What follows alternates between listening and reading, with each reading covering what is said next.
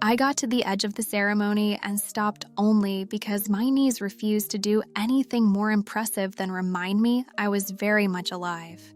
The church bells behind the stained glass windows swelled like a tide and then ebbed into muffled applause from rooms that were not mine. My dress was heavy with other people's hands. The seamstress who had stitched a practiced smile into the hem, my mother who had ironed a kind of history into the sleeves, a dozen small hems that had become a way for everyone to touch me without asking. The bouquet I had allowed them to pick for me lay on a small table like an accusation, white peonies that meant tradition, a note tucked into their stems I had not opened because it felt like the last parcel of inevitability. Outside, the valet rings jingled with a jaunty routine as if locomotion could erase the weight in my chest. I should have been walking down the aisle in 10 minutes. Instead, I found myself sitting on the back step of the vestry with my wedding shoes in my hands, the sunlight soft and ridiculous on my bare feet, and the only thing that felt true was the small, steady hum that had lived behind my sternum for months and had a name. The twist was not cinematic. It did not arrive with thunder or with violins. It arrived as an image, the white of my dress against the green of the park where we had met months ago, the way her jacket fell in a particular fold when she laughed, the way my mind kept cataloging the lines of her face like a cartographer learning a coastline. I had promised people a story that fit their maps. I had promised myself a life that followed neat coordinates, law school, a tidy career, the ring whose weight had been calculated and rechecked. Love, in that plan, was a footnote. The woman who now lived in the margin of my days, who kept appearing in my coffee steam and the back of my eye, had rewritten the map. I stood up, shouldered my dress, and thought of leaving like it was an arithmetic decision. Subtract the suit, divide the receipts, choose the unknown. My hands steadied as if by habit. The closest thing to a miracle that morning was the fact that my fingers could find the laces of my shoes at all. We met under pragmatic circumstances that could be summarized on paper as nothing more than serendipity. She existed in a different rubric in my life, my fiancé's colleague, a mutual friend at an event my sister had hosted, someone whose name had been mentioned in passing like a recommended restaurant.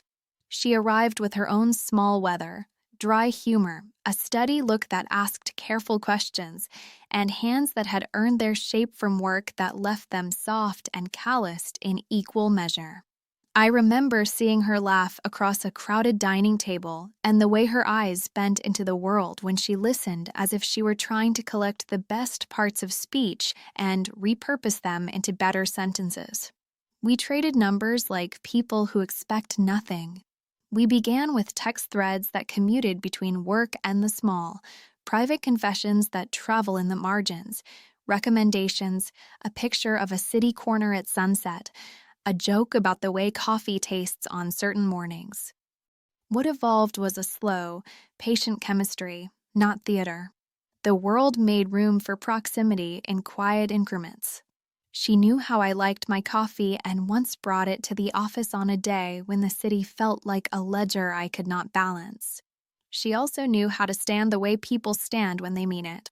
I learned the cadence of her responses, the quick double tap of her fingers when she was thinking, the tiny inhale before she offered something honest.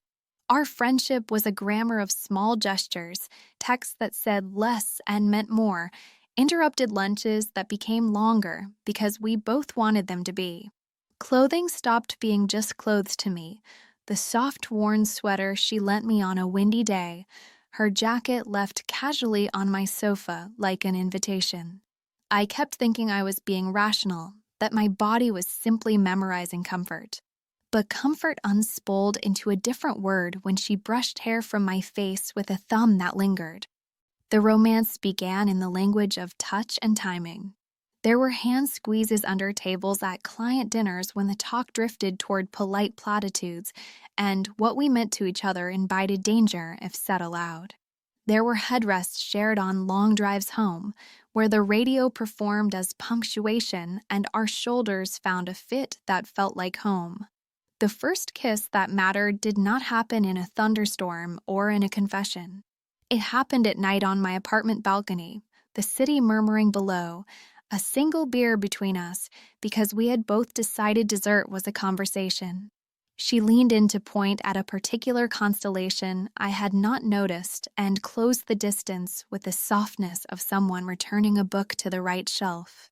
Her mouth found mine the way a bookmark finds a page, accurate, familiar, ordinary, and therefore extraordinary. I remember the taste of late summer on her lips and how my hands learned to trace a back in slow geography, finding shoulder blades and the small strip of spine that responded with trust. That kiss was not a rupture. It was a contract written in gentleness. The world after it rearranged itself into a cleft where we fit. The complication began with the polite arithmetic of adult lives. I was engaged. He was solid in the ways that translate well into public, his laugh, his firm handshake, a father who approved, the sort of steady confidence that could book a venue and sell a brand. Our relationship was a tidy thing built from mutual respect and months of practical love, the kind that lives in efficiency and in the comfort of shared spreadsheets. My engagement was not a mistake. It was a series of choices I had made believing in a certain kind of safety. But safety, as I discovered, does not make you brave. My meetings with her, the late-night talks, the shared playlists, and hand squeezes under tables had been tending an ember no one had authorized. Now the ember glowed in rooms full of people who expected me to be someone who could not be hijacked by luminous and difficult affections. The first real crisis arrived in the small, merciless form of a seating chart. My fiancé's grandmother, who had married twice and kept the receipts, had opinions. Invitations were sent and RSVPs returned with stamps that felt like votes.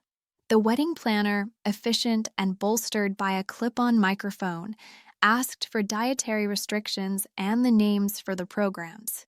My sister, who knew how to act as both ally and midwife to truth, asked me over brunch if I was excited.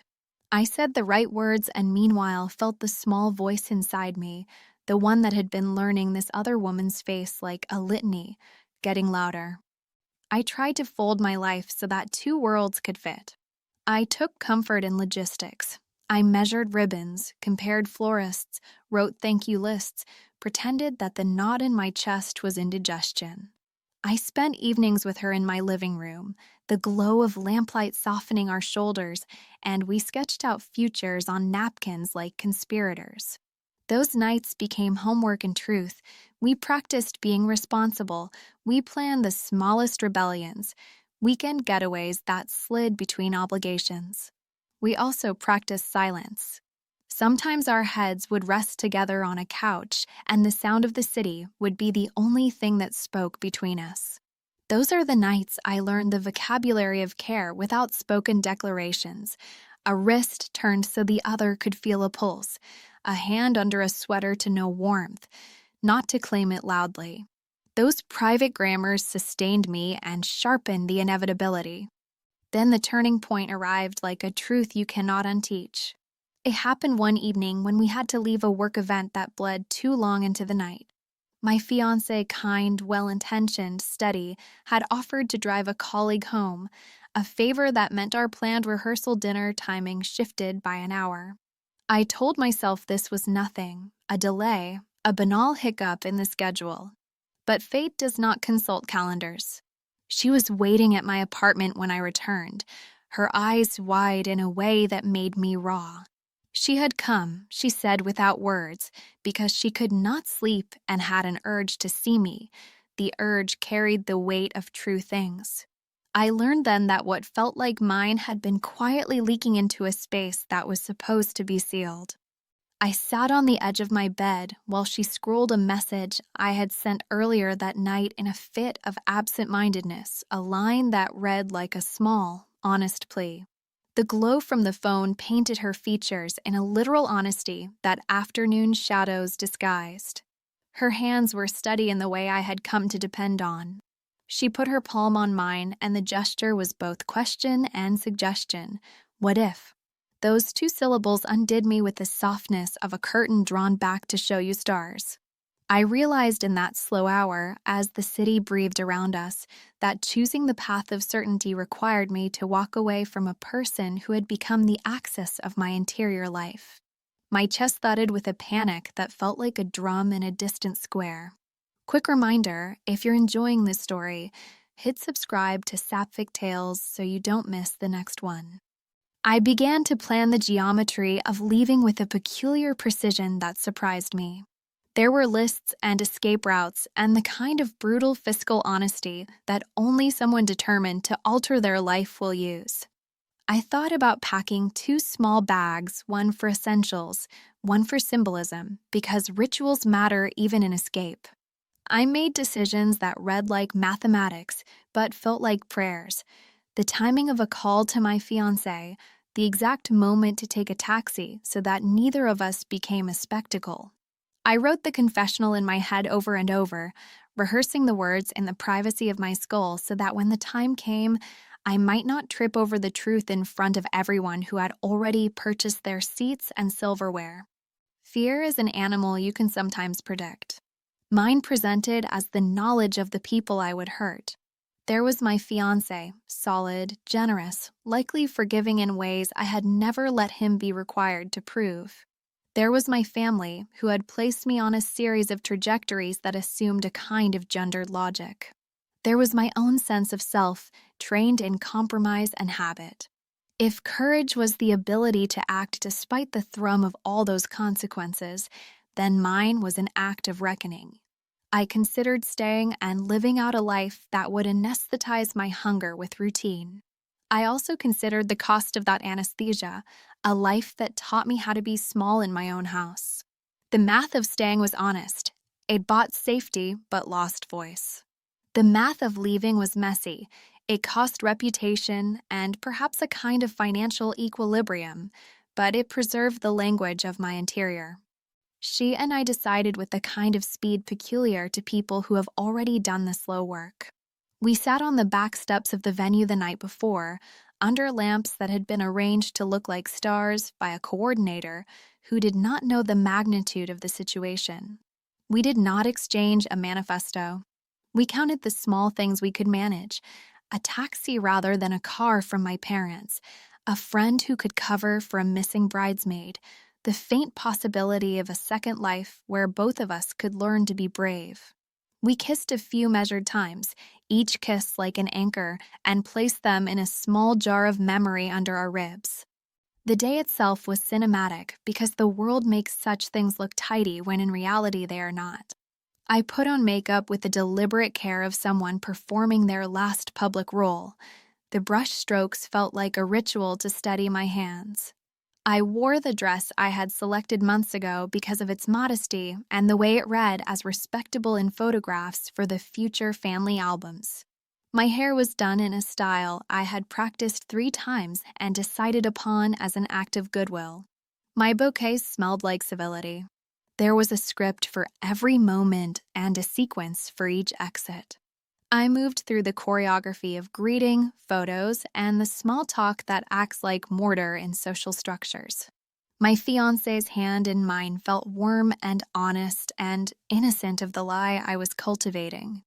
When the benediction unfolded and guests rose like a ritual tide, I felt the moment compress into a single, elongated frame. I excused myself, citing a sudden need for air and a small private appointment that women of etiquette keep.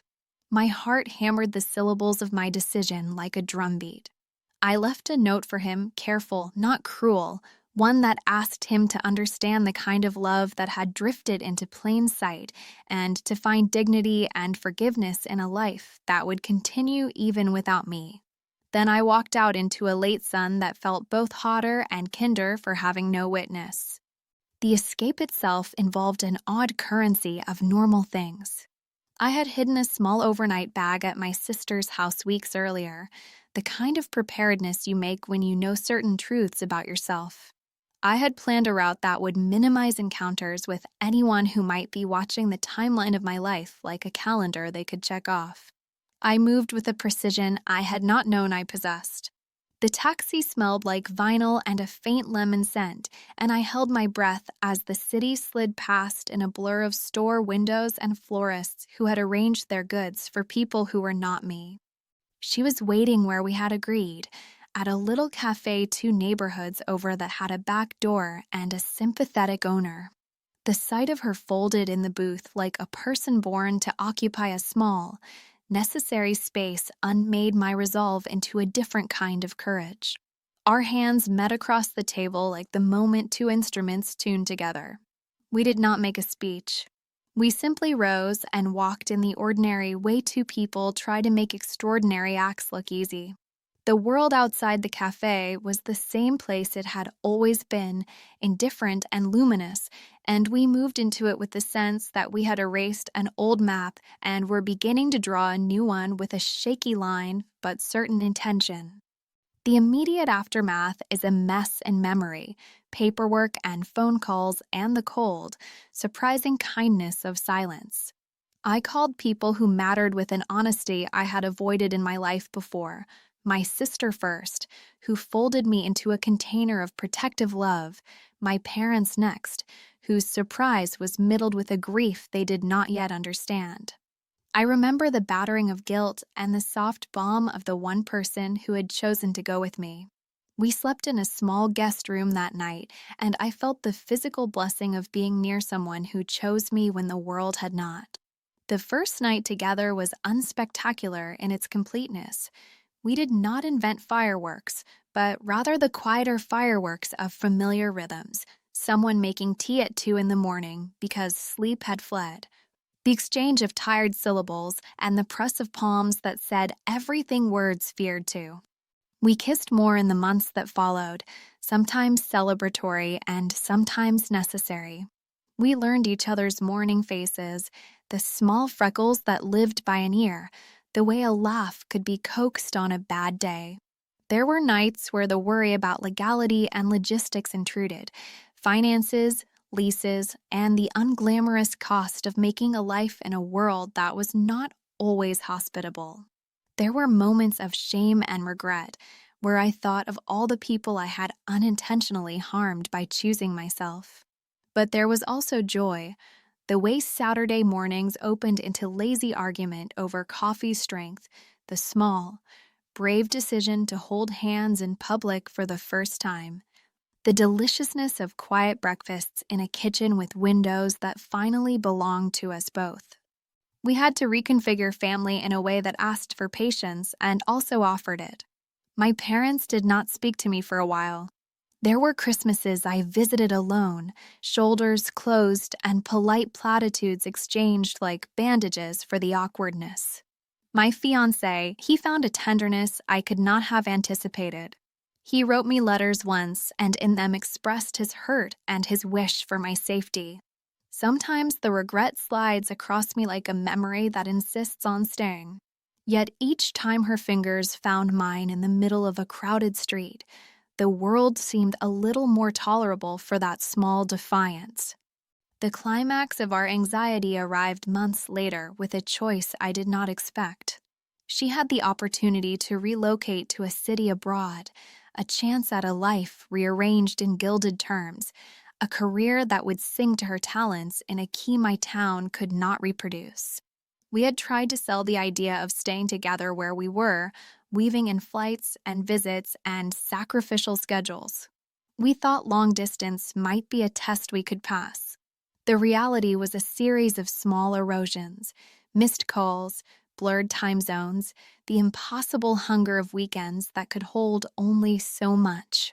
One night we sat on the edge of our bed and allowed the horizon of possibility to be as honest as a weather report. We made lists of logistics and also lists of intimacy, rituals we might preserve and reinvent. At the emotional peak, we reached a decision that felt like both grief and liberation. We chose to honor her career and to allow the distance, but we anchored it in fierce practicalities, monthly visits that would be booked long in advance, the creation of a shared account that would afford surprise trips, and a daily check-in that would be non-negotiable. We kissed before the plane took off in a small airport chapel that smelled faintly of disinfectant and old flowers. The kisses we shared then were both valedictory and hopeful, the kind that make your ribcage a map of the promises you intend to keep. We pressed palms together in the metal cold of security lines and pressed our foreheads into the same space in an airport cafe, breathing into each other like prayer. Just a quick pause. If you're enjoying this, hit that subscribe button and stay with us here on Sapphic Tales. The months that followed became exercises in adaptation. We learned to send mundane photos that felt like letters, her hands holding a plate, my plant reaching for a slant of sunlight. We learned the intimacy of voice messages left to be played in the quiet hours. There were reunion kisses at arrival's gates that felt like seasons changing the same mouth, slightly different, as if distance had tempered some fear and made us new. We built futures with the stubbornness of people who had chosen tenderness over certainty. When we could, we made a home together in a city that, at first, felt foreign and gradually learned our names. We found a rhythm that made the distance into a watercourse we could cross often. She taught me how to love someone with a suitcase, and I taught her how to be comfortable in the slowness of domestic chores. We developed rituals, the Saturday call where we compared new recipes, the small ritual of posting letters during holidays, the habit of always picking a flower from a market and leaving it on a windowsill until it faded into history. We learned to accept a life that required negotiation, not sacrifice. There were moments of loneliness and sometimes the sting of other people's opinions. There were also, remarkably often, moments of radiant joy. The first night in an apartment that was ours both. The first time we invited friends to a dinner where both our pronouns were used with ease. The first time her mother visited and sat at our table and listened. If I look back for a single sustaining image, it is the first morning we woke in a bed that belonged to us both. Light pooled on the duvet and turned ordinary fabric into an altar. I had watched her sleep and felt, as I had never in any previous arrangement, that my life was not an answer pinned to someone else's board, but a question I could ask aloud and then answer honestly. I traced the line of her jaw and learned how to map the small constellations of her face with my fingers like a catechism. We had discovered a love that did not erase other people's suffering, but made room for the messy truth of choosing a life. If it kept you hooked, subscribe now to Sapphic Tales so you never miss the next. There remain things unresolved, apologies to be made in corners of family rooms, receipts to be settled, schedules to be reconciled. Life continues to surprise us with its petty and large cruelties. Yet the days are full in a way that has texture. We learn to trade in moments and store them like currency. We learned that escape is not a dramatic vanishing act, but a long, deliberate act of construction, sometimes done in whispers and sometimes in bold, joyful declarations. I still keep the note I left on the small table that morning in a drawer, part confession, part offering an artifact of the day the map of my life changed. In the quiet of ordinary evenings, I still run my thumb along the line of the ring finger I once would have worn. Then I let my hand fall into hers and feel, like a compass, the steadiness of her pulse. She is the person who taught me how to keep walking toward a life that would not allow me to be small. She is the person who took the risk of loving me back in a world that does not always make room for that kind of bravery. I am not innocent of causing pain. I am only honest about preferring to live fully and imperfectly rather than to maintain a version of myself that would have to be edited at the edges. Choosing her was not a cinematic betrayal. It was a literal, difficult, and miraculous reorganizing of loyalty. Now, when I think of vows, they are not the scripted promises I almost recited in a church full of witnesses. They're quieter and infinitely more daring. The promise to be present on mornings that are not easy. The assurance of staying in the small, boring ways that keep households running. The commitment to protect the freedom of the other even when it asks the self to be brave. Love, for us, is both celebration and steady practice. The day I walked away from what had been planned, I learned the cost of honesty. I also learned the price of living small. There is no clean end to this story, only the continuing work of choosing, again and again, each other, and that work feels like a life worth the lingering sorrow and the everyday joy.